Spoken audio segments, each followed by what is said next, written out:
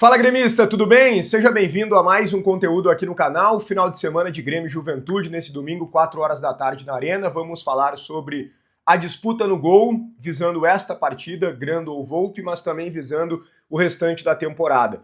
Vamos falar também sobre um possível voto de confiança para um jogador em específico. E vamos falar sobre 2026, com as novas chapas, todas elas já projetando uma lista de saídas no Grêmio. Uma limpeza, entre aspas, no bom sentido. Jogadores que precisam sair por conta de uma preocupação maior, que é a folha de pagamento do clube, que está com um valor bastante elevado. Tudo isso em nome de Hora do Pastel, Matiello Corretora de Seguros e Crepe do Alemão, depois da vinheta.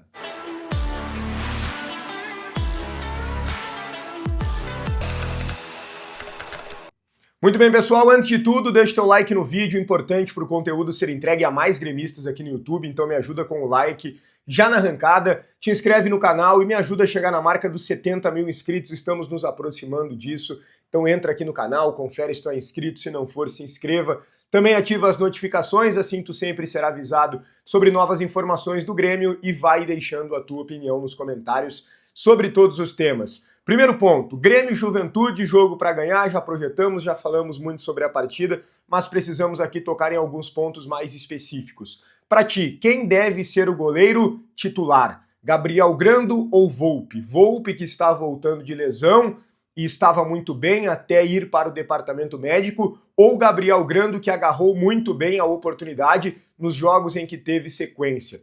Me parece que a gente precisa responder essa pergunta de duas maneiras, pelo menos essa é a minha opinião.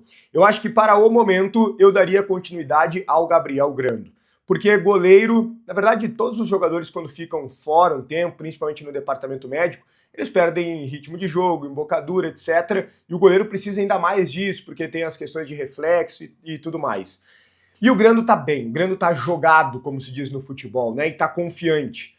Eu daria, como se trata de um jogo muito fundamental pra gente precisa muito dessa vitória contra o Juventude para adquirir uma tranquilidade, e aí sim, né, não falar mais em parte de baixo da tabela, terminar totalmente com o risco de queda, eu acho que eu colocaria o Grando. Eu não colocaria um goleiro sem ritmo. Eu iria com o Grando. Mas isso não significa dizer que eu iria com o Grando até o fim da temporada. Isso não significa dizer que eu tornaria o Grando o meu titular. Eu colocaria o Grando contra o Juventude. E depois, no próximo jogo, acho que já colocaria novamente o Volpi no gol do Grêmio, ou então esperaria a data FIFA para recolocar o Volpi. Para mim, o Volpi é o titular do Grêmio, mas eu preciso olhar para a condição dele do momento e para aquilo também que o Gabriel Grando vem me apresentando. Uma coisa que eu não gosto e que o Grêmio já fez e que deu muito errado é o tal do rodízio dos goleiros. Isso não funciona aqui no Brasil. Isso até funciona na Europa, um goleiro joga uma liga, o outro joga outra, mas aqui no Brasil não funciona. Acaba tirando a confiança dos dois e perdendo os dois. Às vezes tu acha, eu tenho dois bons goleiros, eu não posso perder eles, eu não posso colocar um no banco, eu vou usar os dois, vou fazer um rodízio. No fim das contas, tu perde os dois. Então o Grêmio não pode cair nesse erro que já caiu lá em 2022, 2021, na verdade, quando surgem muito bem Gabriel Grando e Breno. Os dois muito bem, e ali se resolve fazer o rodízio, que acabou aniquilando com os dois, o Gabriel Grando agora num processo de recuperação. Fora a questão contratual do Grando, né? Que ainda não renovou com o Grêmio, tá dificultando, pode sair de graça, etc. Colocar ele como titular em definitivo, valorizá-lo, e aí ele não renova, aí ele pede ainda mais, não sei se é o caso.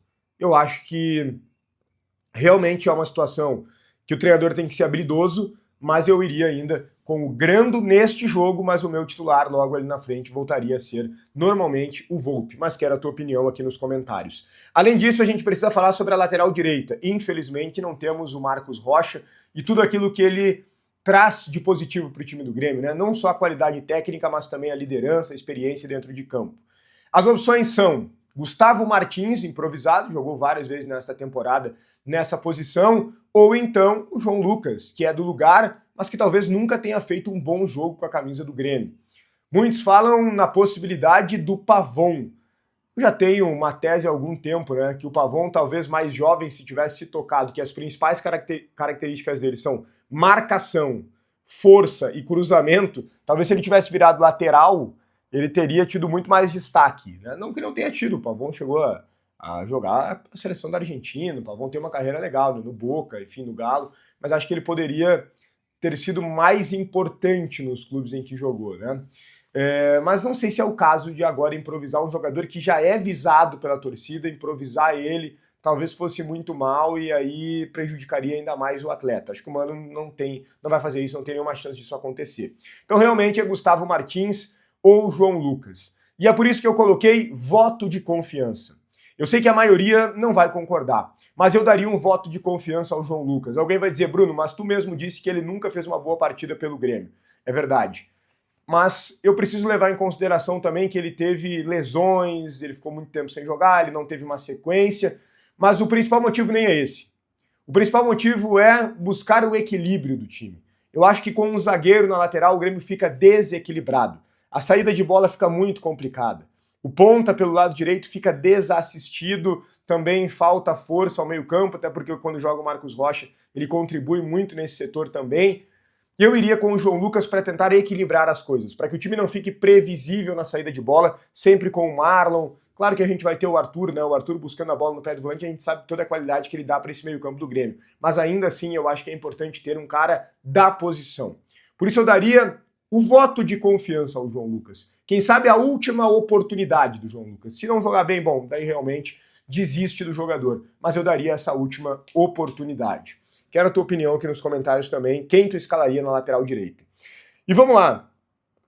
Olha só, o Grêmio tem 3 candidatos à presidência, né? O Jorge Bastos, o mais recente, o Paulo Calef e também o Odorico. As 3 chapas que se inscreveram no último dia aí na sexta-feira, né? Ontem. Pois bem, eu venho conversando principalmente, né, com a chapa do Odorico e do Calef, com as várias pessoas que estão em volta destas 2 chapas. E elas estão muito preocupadas mesmo, com o valor da folha salarial do Grêmio, que supera os 20 milhões de reais. O Grêmio tem uma folha altíssima e que não condiz com a qualidade do seu elenco. É claro que o futebol brasileiro cada vez paga mais, e é difícil acompanhar, mas de alguma maneira é necessário acompanhar, porque senão você fica muito para trás. Só que o Grêmio está acompanhando, claro que distante do nível de Palmeiras, Flamengo, Botafogo, mas está acompanhando, tem um valor alto de folha, tá, né, fazendo de tudo para pagar e não está sendo fácil, tanto é que agora o patrocinador atrasou e o Grêmio precisou da ajuda do Celso Rigo para pagar uma boa parte ali da folha, mas o grande problema é que essa folha não condiz com a qualidade do elenco. Esse elenco com essa qualidade deveria ser uma folha muito menor, né, extremamente menor, porque não tem qualidade para uma folha de mais de 20 milhões de reais. E é por isso que as chapas projetam uma limpeza.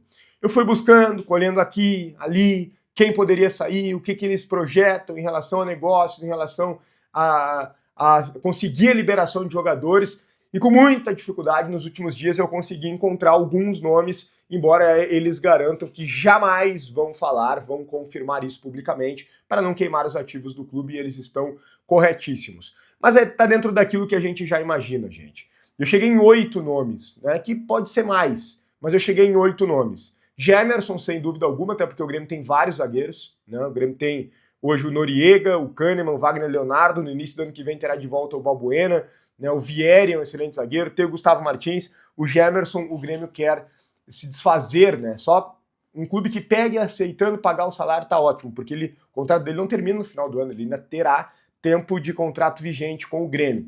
João Lucas, estávamos falando há pouco dele, né? Há um entendimento de que o Grêmio precisa de um lateral mais confiável para o ano que vem, e aí pretendem avaliar a situação do João Pedro, né? Se o João Pedro estiver plenamente recuperado, ele vai ser o lateral junto com o Marcos Rocha, e o Grêmio, quem sabe, não precisará contratar outro, e aí perde ainda mais a importância do João Lucas. A ideia é dar espaço para algum lateral da base. Camilo, o Grêmio deve se desfazer. O Alex Santana termina o contrato de empréstimo no final do ano, esse eu já falei para vocês que não permanece. O Edenilson, quando o Marcelo Marques era candidato, estava definido que não iam renovar. O contrato dele termina em dezembro. Agora é uma outra situação. Vai depender muito, pelo que me disseram, do aproveitamento do desempenho do Edenilson até o final do ano. Mas ele participa dessa lista, pelo menos, de possibilidade de saída. Até porque é só não renovar. É fácil de se desfazer desse salário, diferente de outros jogadores, como Pavon, Kike Oliveira e Aravena. Esses 3 jogadores, Pavon, Kike Oliveira e Aravena, todos querem a saída do trio, mas vendendo, recuperando o valor investido. Então esse é um desafio para trabalhar com os empresários, etc. Não é uma missão fácil, mas eles estão nesta lista também. É o Grêmio precisando baixar, né, essa folha salarial de uma forma significativa para gastar menos e para ter um elenco mais qualificado e mais equilibrado, que dê espaço também para os jovens da categoria de base. Beleza? Deixa o teu like no vídeo, te inscreve no canal, ativa as notificações, deixa a tua opinião nos comentários sobre todos os temas. O conteúdo tem a força de Hora do Pastel, a maior franquia de fast food de pastéis do Brasil e uma das maiores do mundo, sucesso absoluto, qualidade garantida, pastel crocante, recheio generoso e um sabor que conquista. Hora do Pastel, vários sabores que tu não encontra em outros lugares, pode fazer algumas modificações para deixar o pastel do teu jeito, tem vários combos, diferentes tamanhos. Hora do Pastel, Grenal 10 o cupom, Grenal 10 o cupom para tu ganhar 10% de desconto. Hora do Pastel. Um grande abraço e até o próximo conteúdo.